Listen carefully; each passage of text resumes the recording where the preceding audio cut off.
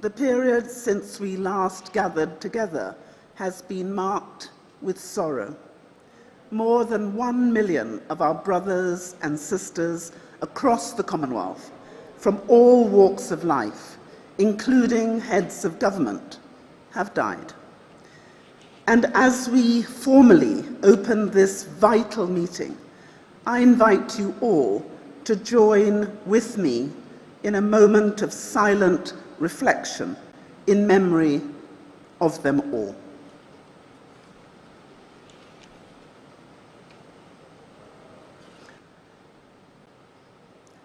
Excellencies, in 1953, Her Majesty the Queen shared her vision for a Commonwealth which bears no resemblance to the empires of the past, to an entirely new conception built on the highest qualities of the spirit of man, friendship, loyalty, and the desire for freedom and peace, an equal partnership of nations and races to which she would give her heart and soul.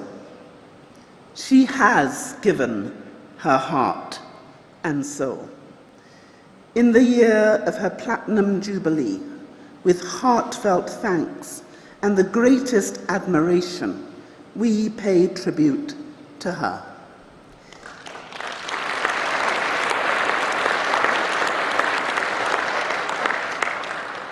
And we warmly welcome her representative and the future head of the Commonwealth, His Royal Highness, the Prince of Wales.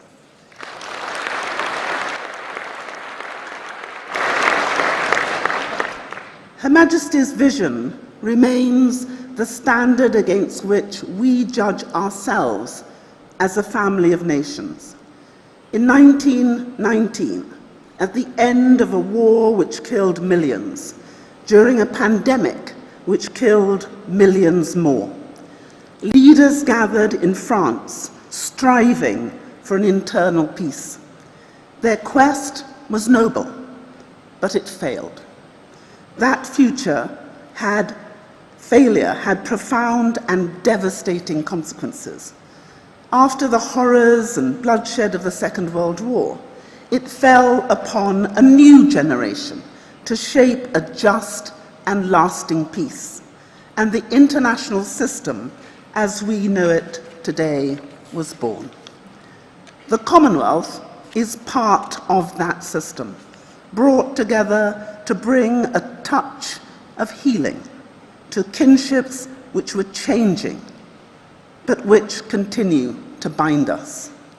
I believe profoundly that the Commonwealth today, in 2022, is a beacon within that international system, a place where people come together, where we work together, where no voice is louder or more important than any other, and where no one is left behind.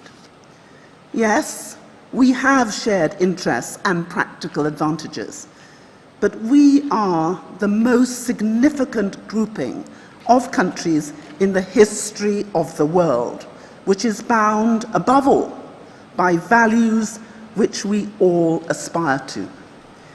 These values of peace and justice, of tolerance, respect, and solidarity, and our role as the foremost international champion for small and vulnerable states remain our enduring responsibility.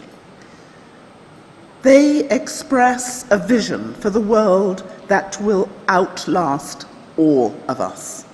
They make us different. They make us special.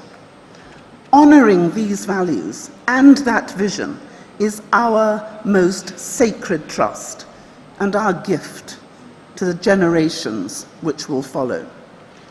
Today, as we gather in the midst of new and decisive shifts in our world, it is imperative that those values shape the choices we will make in the hours and days ahead. The economic damage of COVID and mounting debt confront us all.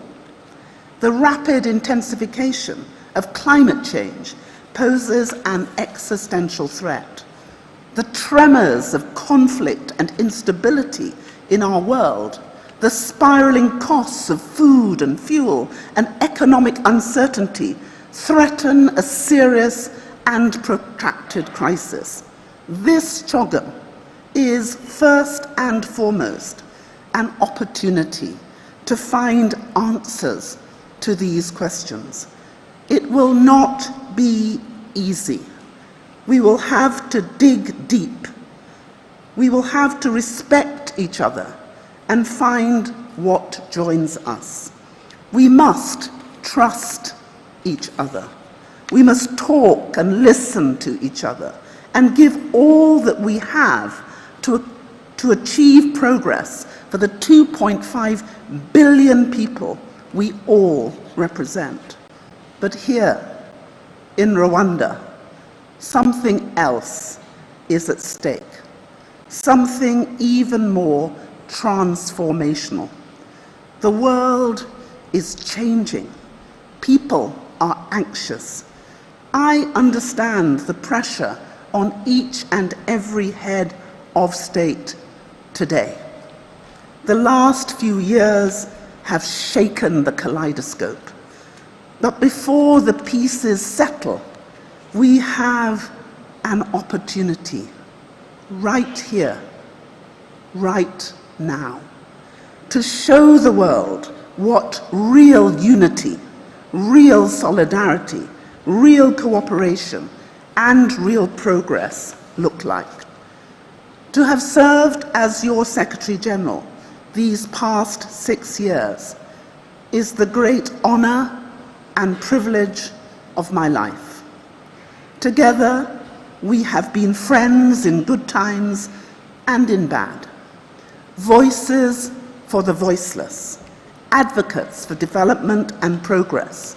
We have laid the foundations for transformational change, and I am determined that when the role of Secretary General rotates to Africa 2 years from now, I will hand on the baton with a stronger, more effective, more powerful Commonwealth than ever before. I have an unshakable belief that we can take our Commonwealth to new heights, to hold our values ever closer, and to set an example for the whole world. As Her Majesty the Queen has said, it has always been easy to hate and destroy. To build and to cherish is much more difficult. This week, face to face with each other and in the presence of her son and heir, we have the greatest opportunity we will ever have to live up to those words. It is a